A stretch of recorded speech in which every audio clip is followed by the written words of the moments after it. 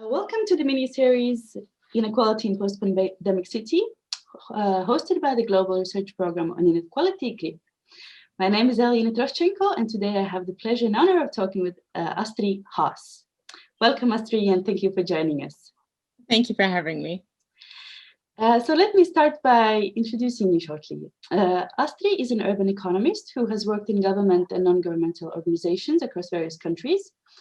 She is currently the policy director of the International Growth Center based in Uganda, where she manages and carries out policy-based research on cities. Her research specializes in urban economics, specifically in the areas of municipal and infrastructure finance, urban mobility, and land tenure.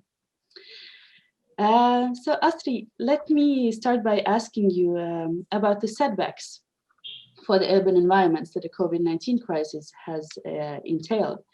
As several reports have highlighted how sustainable development goals have experienced tremendous setbacks. And could you comment what in your experience have been the largest setbacks for urban environments in general and for cities across Africa more specifically? Yeah, so thank you very much again for having me. I think what is interesting is that although this is a global pandemic, it has played out very differently in different places. I'm not a health expert by any means, but I don't think we know exactly why. So for example, in my own country, Uganda, where I'm joining from, I just checked the numbers just before we jumped on this interview. We currently have about 13,100 cases since the start and 115 deaths. Now, this is much lower than what we see, for example, in Europe or in other parts of the world. But it's also much lower than what the models predicted because the pandemic here is playing out in an environment that had very weak health systems and health services overall. So we wouldn't have been able to in any way, shape or form absorb the numbers of cases as is currently now in the sort of second wave in Europe. But it has played out as an economic crisis. And I think what's important to remember is that it's not health or economy for many people, that the economy is part of their own health crisis. And that is particularly in cities. And this is important to your question when we think about the Sustainable Development Goals, because as you know, and as you know, most listeners will know, is that, you know, urbanization or cities have their own SDG 11, but it is also one of the only SDGs that could be linked to all other SDGs. So achieving a lot of what we want to achieve with the SDGs will be achieved in what we achieve in cities. And so any sort of effect on cities also has an effect on how SDGs play out. And so what do I mean by this concretely? So using examples from my own country, Uganda, and, you know, apologies, a lot of my examples are going to come from there, but that's just, you know, it's a place I know the most of and have sort of the most concrete data.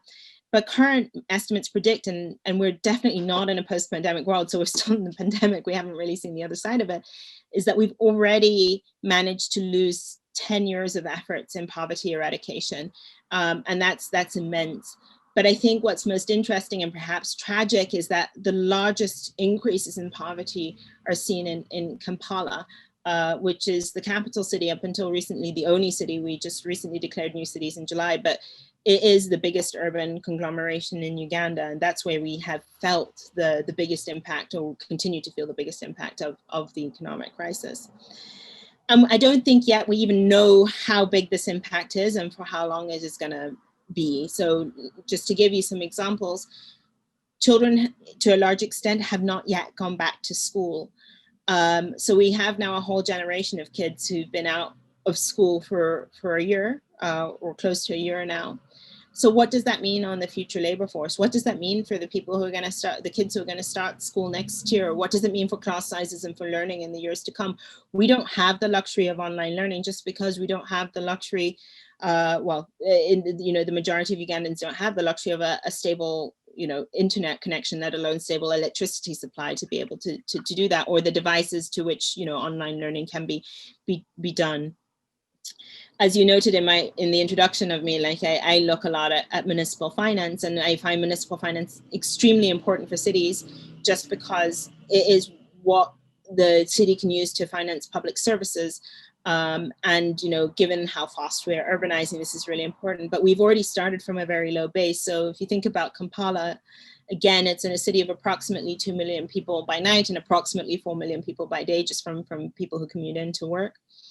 In 2016-17, the own source revenue base was about $25 million. Now, you know, talk to any city leader about leading a city of that size, and in the public service investments and the infrastructure investments that are needed, that's a very low base. But this base is probably falling. We don't have the exact data yet, but people, you know, where people are struggling, people can't pay taxes. And for various other reasons, this base is falling. So I think the point is that we have the biggest, you know, although Africa is a large continent and, you know, 54 very diverse countries, I think by and large, with certain exceptions for certain countries, we see this playing out as very much as an urban economic crisis. And that then has the effect on a number of other development goals, both national but also international. Yeah, so going back to these pandemic management policies, governments and municipalities all around the world introduced diverse measures to manage the pandemic. And some criticism has been raised towards the policies of lockdowns and containment measures for being too elitist, as they have hit hardest the already less advantaged groups, such as the urban poor. Could you please tell us what effects have the containment measures had on the urban populations of Kampala, and how are people managing these new uncertainties in their lives? So it's extremely interesting because Uganda actually had one of the harshest lockdowns across the world. So we've only even recently started emerging. So our borders only opened up approximately like 2-3 weeks ago. So we've even been in, you know, quasi lockdown for up until, we still have curfew, for example, and certain services have never opened. So unlike in Europe that's going through its second wave, we've just never, certain services have never been able to open since the beginning of the pandemic. Now, one thing I will say is that, you know, it's obviously always easiest to criticize with hindsight. But one of the things that is important to note is that going into this pandemic, every country and I mean, every government in the world was kind of flying blind, right? This was a new beast in a sense, not only in terms of the health crisis, but also in terms of how it was transmitted. This sort of air-to-air transmission. We didn't really know very much about the virus for a long time. We still, as I said, I don't think we have full information yet. And so what happened was, and this is important to note because the virus sort of hit different places at different times, and Africa was really the last in that timeline. There was a lot of policy mimicry. So by the time we had our first case, the way much of the rest of the world, obviously not all, but much of the rest of the world was dealing with it was through lockdowns. And it seemed to be the way that one had to deal with it until we figured out what else we needed to do. So this is, you know, as a policymaker facing such large uncertainty, with the models that were faced, you know, with the health crisis that could have, with our health systems, with our health services, it seemed, you know, probably like the right thing to do. That being said, it had we had policy mimicry on the one side, which was the lockdown, but what happened in Europe and the US in particular was that on the fiscal side, the social safety nets were rolled out, which we just, you know, don't have the fiscal space to do. So we had the lockdown without the subsequent investment or in the social safety nets. And I think this had the biggest impact and why we see the biggest increases in poverty in Kampala. Because of the way Kampala or generally many African city economies are, which is a very large informal sector. So it approximately employs like 66% are employed by the informal sector across cities in Africa. But the informal sector is very specific in a sense that a lot of the firms operate in services that require face-to-face, which of course were not permitted during lockdown for reasons of health. But I think it's also important to understand the structure of the informal sector. And there was a census done of the informal sector in the greater Kampala area in 2016. And it showed that 53% of the firms in the informal sector were essentially only one person. So an individual, so someone selling fruits, vegetables, often women, a majority of these were women. 60% of them had an annual turnover of $2,700 approximately or less. Right, so they're very small in terms of what their income is. But I think importantly, already in 2016, 93% of these micro firms were operating at or even just below the poverty line.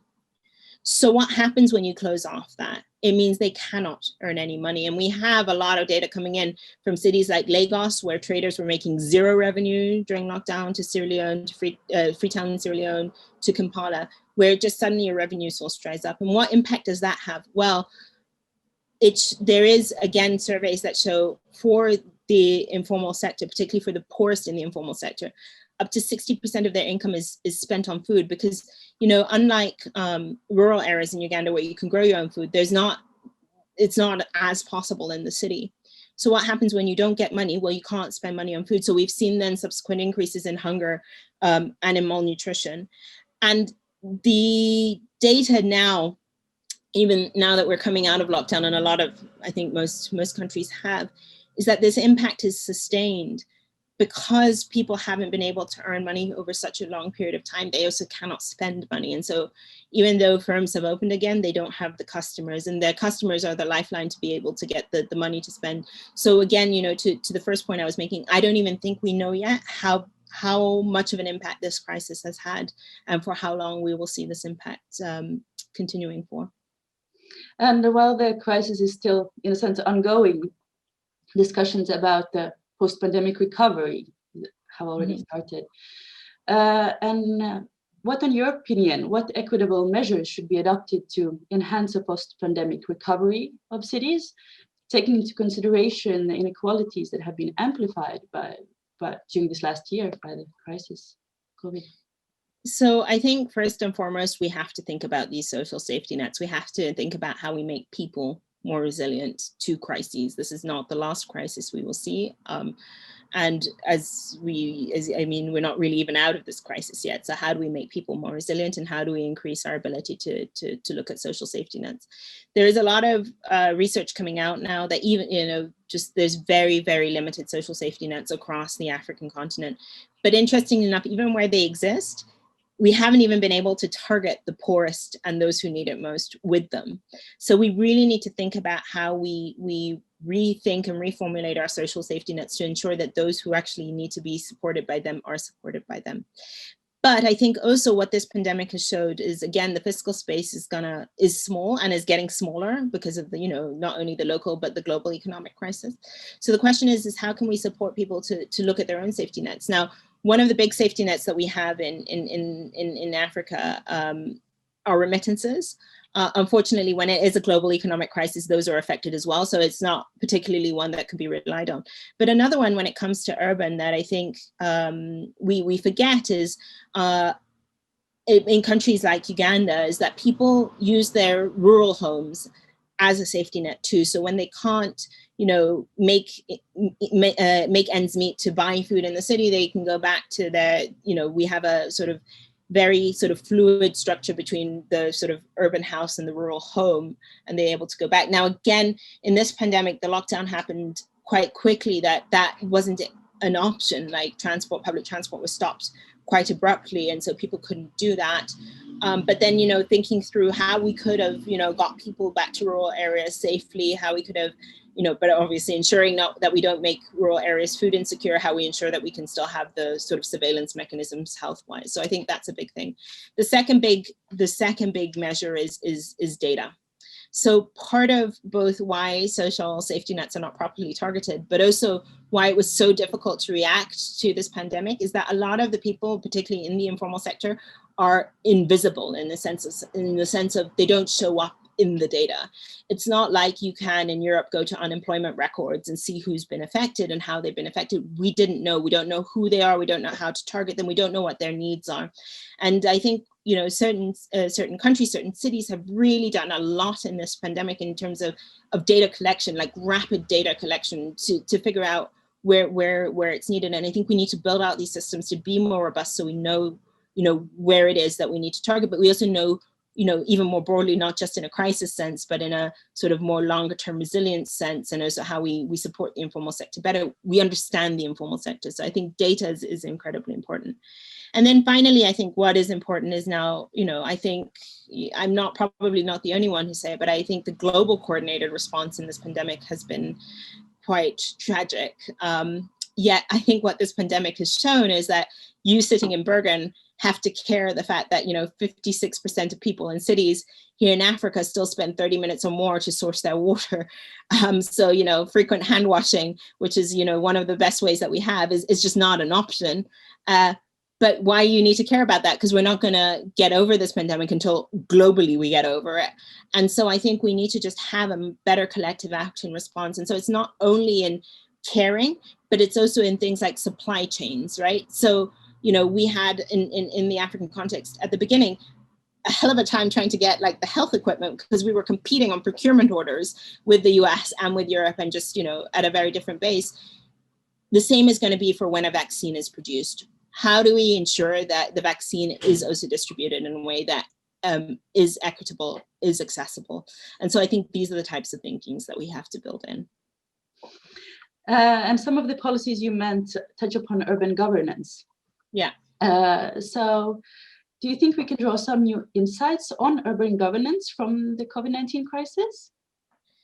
So I think, if I'm honest, I think the crisis hasn't really produced new insights. It's just highlighted the importance and the urgency of things that we already knew and that we really need to implement. And I think one of the things when it comes to cities is that cities really do need to have more devolved powers and more ability to react. And the reason why I say this is that we actually see now across the globe, and we're increasingly seeing that cities that did have this devolved power to be able to have their own localized response did a lot better, because they were able to know what their citizens needed, when they needed it, to have a flexible, these blanket lockdowns don't need to be the case when you only have sort of localized outbreaks, but you need to be able to know and react to those localized outbreaks. You also need to be able to know and react to the localized economic response to those outbreaks, but that requires you to have the power to do that. And many cities, particularly in sub-Saharan Africa, don't yet have those powers. It's still a very centralized approach to city management. So I think this is not a new insight. It is one that we know. And I think the other part that I will say, again, just to put my municipal finance hat back on, since I have the platform here and I can talk about it, is we also see where data is coming out. So particularly in Europe and the US, and you can argue whether that applies to Africa or not, but we see cities that had more power to raise their own revenues and had the flexibility, had the fiscal flexibility to respond better too. And so that's an extremely important part, because cities essentially became the provider, in many cases, the provider of last resort, where you see poverty numbers increasing, but they don't have the fiscal space to react to that. So I think this is just, we know this, we've known this for a long time, but it's just highlighted the incredible importance of this. And if you think 5 years, 10 years ahead in time, do you think the COVID crisis will have some long-lasting impacts on urban orders, new forms of urban governance, or maybe different forms of urban governance, and some innovations in cities' infrastructures? Yeah, again, this is, it's probably less interesting for people, because it's probably more interesting to come up with new ideas and new things. But actually, I think what this crisis has shown us is what the things that we actually need to invest in. And guess what? We know exactly what that is. So just to give you a sort of flavor, the last 30 epidemics and pandemics were started and spread quickly through cities. And with the urbanization rates increasing as they are, it's likely that this is not our last pandemic. It's also not our last shock. Prior to the pandemic, we were talking about climate change. That was the buzzword of the day. That was how cities were thinking about resilience. I do think this has caused a shift to think about resilience in a broader fashion. So not just in the sort of climate, but also in the health space. So that I do think is relatively new. But the point is, right, we know how to address this issue of contagion in cities. It is exactly what affected the Londons and the New Yorks in the 19th and 20th century. They were suffering from cholera outbreaks. They were suffering from typhoid, right? How did they eliminate it? They invested in water and sewage infrastructure. And guess what? The Romans already figured that out, right? This is not new and sexy technology. This is stuff that we know, right? And we actually have the evidence right now already, how much of a benefit it brings. So I think the estimates are kind of for every dollar invested, the returns for water infrastructure is somewhere between $2 and $4. The returns for sanitation infrastructure is even between $5 and $9. It's a huge return for the exact reason we see today in terms of the crisis, but it is also an immense cost. So It's a stat that I found out relatively recently, but I think just highlights this cost. In the 20th century, US towns and cities were spending more on water infrastructure alone than the whole federal government on everything else except for the post and the army. So it's an immense investment, right? But I think what we see from the pandemic today, and I hope what we take away, and I hope the long-lasting impact is, we can't get by these investments. We need to make these investments. And Africa still has 2/3 of its cities to be built in the next 30 years. Let's make these investments before people settle, because there's also evidence that retrofitting when people have already settled costs you up to 3 times more to be able to do, and sometimes it's impossible from a livelihoods perspective and moving people. But let's figure out a way together to, my point before is that this is a collective action challenge, but it's also a collective action solution that we need to find, because it is not cheap investments, but it's one, whether a water pipe or a sewage pipe is laid here in Kampala can make a massive difference to you sitting in Bergen in Norway. Thank you, Astrid. Thank you so much for the insightful and exciting ideas and the talk. And thank you for contributing to GRIP's mini-series. And good luck with all the future endeavors. Very happy. Thanks for having me.